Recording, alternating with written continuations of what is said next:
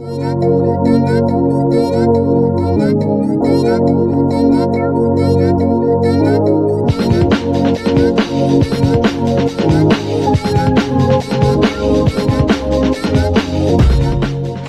guys, I am in the middle of doing a box of pennies, but we're gonna move on down here and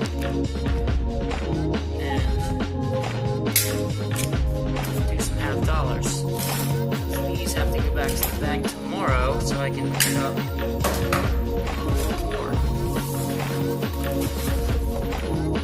Bring you guys down here.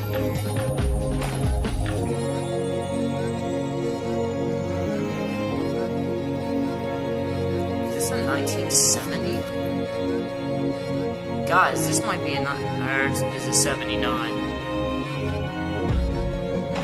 That might be a 79. If that's a 70, that is amazing.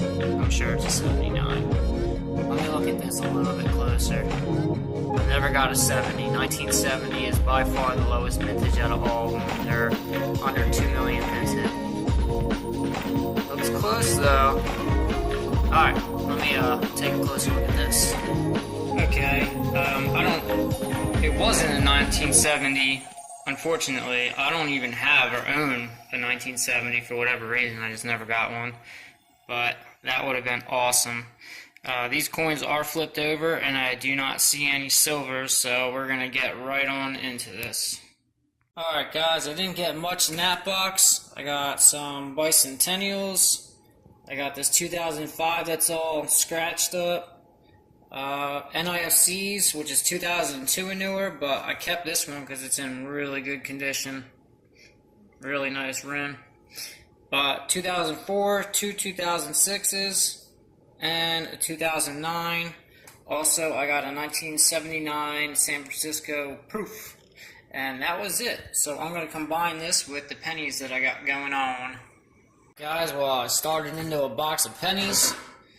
Getting through a couple rolls. Got a couple little piles going, some S-Mint marks, some nice looking coins. And I got my first wheat. It is a 1953 Philadelphia. And I'm going to keep on searching for some nicer coins over here. Alright guys, well I got two more wheat pennies. I got a 1945 and a 1944 that looks like it was in a paintball fight. But two more. We got decent amount of rolls left. And the table's getting somewhat full. Alright guys, well this is the wrap up. I have all of my 1980s and all my 1970s, and these go in their own box. Down there somewhere, they're labeled. I keep all the coppers, so one day if we're ever allowed to melt the US penny, all these 1 pennies will turn into 2.5 pennies or whatever they're worth at the time, so I'll double my money. Over here we have the 1960s and 59s, and I'll look at them for double dies and errors and repunchment marks and all that good stuff. Right here I have a 1959, and it was in pretty good condition, so I put it aside. There's a nice looking coin. Over here I have the 2009s, and I'll be looking for the errors on the back with the Lincoln log. There's a die crack that goes from the hammer here down to the rim, and also some of them he has an extra finger or something like that. And then for Canadians, I got a 64, a 65, an 83, an 88, and a 98. And then I got some 1970s that I'll be looking for the double die variety. The 1960s also has a double die variety and repunch mint mark. My San Franciscos, I got a 1970s large date, a 1971, a 1960 small date it looks like, and a 1971 San Francisco. It looks like two 71s. For Wheaties, I got a 53p, a 45p, a 44p, a 48 Denver, a 57 Denver, and a 45 Denver. And if I find anything after going through these with the jeweler's loop, I'll look at all these with the jeweler's loop, not these right here, these will just go in a box, then I will let you guys know. And also, these are the 1983s, and I'll be weighing them for the 3.1 gram planchet. They should be 2.5 grams, that's the weight of the zinc planchet.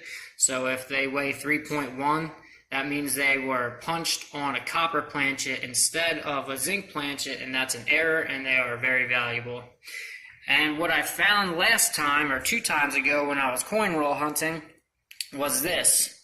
This is a big error. It's a second strike die rotation. It was actually struck at least 4 times that I can count. And I sent the Heritage Auctions pictures and everything, and I'm waiting on them to get back to me to see whether it's worth sending in or not. I'm going to have to say it is worth sending in. So I'll show you a close-up of that in 1 second, but it's actually called a second strike late stage die rotation. So second strike die, late stage die rotation, which means this got stuck on the anvil and it was punched and punched and punched and punched and punched, and it kept turning, and it was getting punched by the die over and over and over again. And you can tell it wasn't stuck in an anvil, and you know, somebody just turned it and put another penny up next to it, because all the 64s and everything are facing the way they're supposed to be, on as if it was a real mint error. So you can see the 64 there, and then